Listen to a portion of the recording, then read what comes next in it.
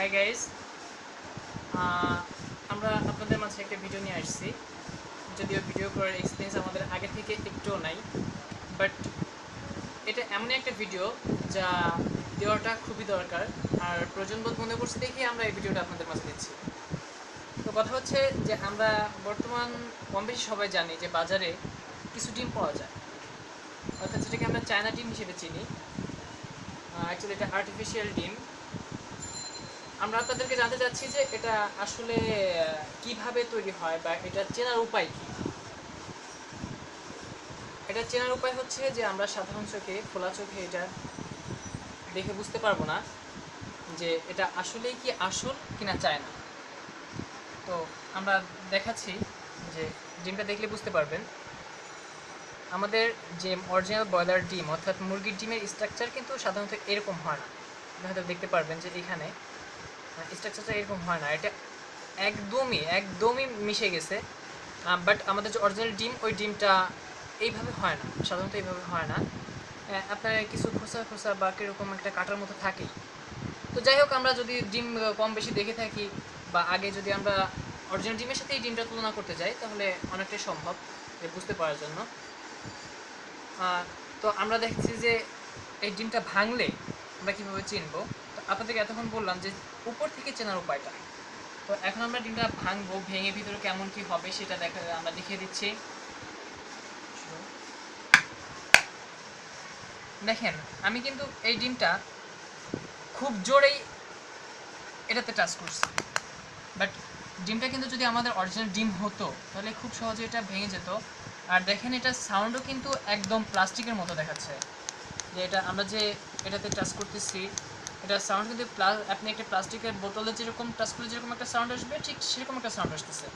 অর্থাৎ আমরা কনফার্ম যে এটার যে খোসা, অর্থাৎ এই উপরের যে অংশটা, এটা হচ্ছে প্লাস্টিক। ফাইনালি এটা প্লাস্টিক। তো আমরা খুব আরেকটু ট্রাই করে দেখি যে খুব জোরে একটা, হ্যাঁ, অবশ্যই আমরা ভাঙতে সক্ষম। এটা যে ভাঙা যাবে না সেটা কিন্তু না, এটা ভাঙা যাবে। বাট দেখেন যে এটা কিন্তু ভাঙছে ঠিক, এটা যেখানে জয়েন্টটা ছিল সেখান দিয়ে ভাঙছে, যেখানে জয়েন্ট ছিল সেই জয়েন্ট দিয়ে ফাটছে। এটা কিন্তু এখান দিয়েও ফাটতে পারতো, এখান দিয়েও ফাটতে পারতো, বাট এটা ভাঙছে এই জয়েন্ট থেকে, অর্থাৎ এখানে জয়েন্ট ছিল। তো আমরা দেখাচ্ছি, এটা থেকে আমরা লেয়ারটা নিব। হ্যাঁ, আমরা কুসুমের দিকে আসি। কুসুমটা সাধারণত ডিমের কুসুম হাতে নিলে বা একটু নাড়া দিলেই ভেঙে যাবে, না একটু নাড়লেই ভেঙে যাবে। বাট এটা খুবই শক্ত একটা কুসুম। এটা আমি নাড়তেছি, বাট ভাঙতেছে না।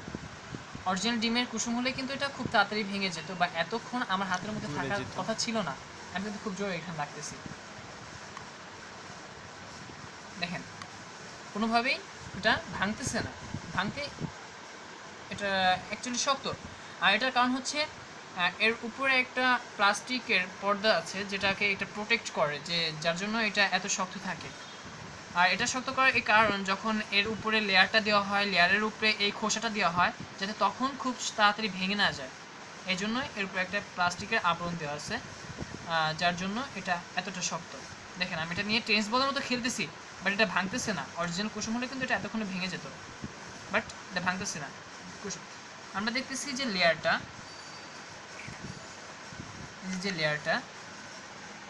লেয়ারটা দেখেন, এমনি লেয়ার হলে কিন্তু আপনার পুরোপুরি উঠে আসতো, বা আমি এইভাবে উঁচা করার সঙ্গে হাতের সঙ্গে অনেকটা উঠে আসতো। বাট দেখেন, এটা কিন্তু নামতে অনেকটা সময় নিচ্ছে। দেখেন, এই যে দেখা যাচ্ছে এই লেয়ারটা এখান থেকে ভেঙে নিচে নামতে অনেকটা টাইম নিচ্ছে। অর্থাৎ এর সঙ্গে এমন একটা সম্পর্ক, প্লাস্টিক বা শক্ত ধাতুর যে সম্পর্কটা, যে এক থেকে আরেকজনকে ছাড়তে যেটা কষ্ট হয় সেটা এর মধ্যে লক্ষ্য করা যায়, বা সেটা লক্ষণীয়। বাট আরেকটা হচ্ছে যে সাধারণত আমরা যদি আমি কিন্তু অনেকক্ষণ ধরে ডিমটা সেনতেছি, আমার হাতের সঙ্গে লাগে আছে। অনেকে আছে ডিমের গন্ধ সহ্য করতে পারে না, বাট আমিও পারি না। আমিও ডিমের গন্ধ সহ্য করতে পারি না, বাট আমি কিন্তু ডিম অনেকক্ষণ ধরে নাড়তেছি। যে ডিমের সাধারণ যে গন্ধটা, ডিমের একটা গন্ধ, এই যে পিসটাতে রাখছি, পিসটা কিন্তু আপনি ভিম দিয়ে না ধুলে আপনি পিসটা ব্যবহার করতে পারবেন না, ইউজ করতে পারবেন না। বাট আপনি এই ডিমটা ফেলে দিয়ে পিসটা ইউজ করবেন, আপনার কোনো সমস্যা হবে না। অর্থাৎ এই ডিমে অরিজিনাল যে ডিম, সেই ডিমের গন্ধটা নাই। পুরোপুরি একটা একটা লেয়ার, এদের যে লেয়ারটা দেওয়া আছে এই লেয়ারের গন্ধটা শুধুমাত্র লেয়ার, এতে কোনো গন্ধ বা স্বাদ কিছুই পাবেন না। আর আমি যখন এই লেয়ারটা তেল মানে প্যানের মধ্যে তেল দিয়ে তেলটা গরম করার পর যদি আমি এটা এইভাবে ছেড়ে দিই ডুবন্ত তেলের মধ্যে, এটা প্লাস্টিকের মতো ফুলে উঠবে। আমরা পোস্ট করার সময় যেভাবে সাধারণত আমরা অনেকে পোস্ট করে ডিম খাই, তো ওইভাবে যেটা হয় এটা কিন্তু সেভাবে হবে না, এটা এক জায়গায় গুছিয়ে থাকবে এবং এটা প্লাস্টিকের মতো ফুলে উঠবে। আর আমরা এই যে আমার ফ্রেন্ড অর্থাৎ বড় ভাই, সে কিন্তু অলরেডি কুসুমটাকে ভেঙে ফেলছে। দেখেন অরিজিনাল ডিমের কুসুম কিন্তু একদম এরকম হয় না, একদমই এরকম হয় না। আমি কুসুমের সঙ্গে দেখেন একটু লেয়ার মিশাই, গন্ধ নাই, একটু গন্ধ নাই। লেয়ার মিশাই দেখেন লেয়ারটা কিন্তু মিশতেছে না, না আলাদা। লেয়ারটা মিশবে না, কুসুমের সঙ্গে কখনোই লেয়ার মিশবে না, লেয়ারটা পুড়ে গেছে, কুসুমটা কুসুমের জায়গায় আছে। সো গাইস, এটা ছিল আমাদের আজকের সতর্কতা।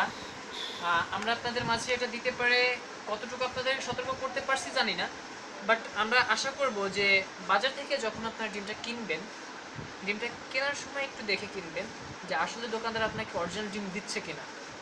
আর আপনি হয়তো বা ভাঙার পরে বুঝতে পারবেন, আমরা যেভাবে আপনাদেরকে বুঝাইছি এটা আপনি অনুসরণ করলে আপনি বুঝতে পারবেন যে আপনি আসলে অরিজিনাল ডিম খাচ্ছেন নাকি নকল ডিম খাচ্ছেন। আর আপনি যদি এই ডিমটা সিদ্ধ করতেন, সিদ্ধ করার পর কিন্তু আপনার ডিমের নিচে যে চোকলাটা, ওই চোকলাটার নিচে একটা কাগজের আবরণ থাকতো, যেটা পুরো কাগজ, একটা কাগজ যেভাবে প্যাঁচে রাখলে যেরকম হয়, একটা টিস্যু পেপার কাগজ যেরকম প্যাঁচে রাখলে হয় ওরকম হয়তো। তো আমরা আশা করি যে আপনাদেরকে সতর্ক করতে পারছি। সো ফ্রেন্ড, নেক্সট টাইম যখন ডিম খাবেন, বিশেষ করে ঢাকা শহরের ডিম, আমাদের বাংলাদেশে কম হলেও বাইরের রাষ্ট্রে যেমন সিঙ্গাপুরে অ্যাভেলেবেল এই ডিমগুলো অ্যাভেলেবেল, বাট আমাদের বাংলাদেশে অ্যাভেলেবেল আপনার পার 140% ডিমই আপনি এরকম পাবেন, বা 50% বেশিও হতে পারে, বাট আমাদের ধারণা থেকে আমরা বলতেছি। সো বুঝতেই পারতেছেন, টাকা দিয়ে ডিম কিনে খাবেন, কেন খারাপটা খাবেন? একটু সতর্ক হন আর একটু চিনে খান। চোখ কান খোলা রাখুন। So bye. হ্যাঁ, আমরা তিনজন টাটা। আমি তো খালি খেয়ে রয়েছি। সমস্যা কি? লাভ